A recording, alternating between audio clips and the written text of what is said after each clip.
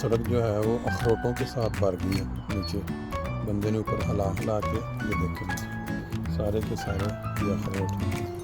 जब मैंने उससे बात की है वो कह रहा है जी ये नेचुरल अखरोट जो आप ऊपर से तोड़ के नीचे खाते हैं ये कुदरती व्यागरा है और मैं इससे खूब इस्तेफादा कर रहा हूँ।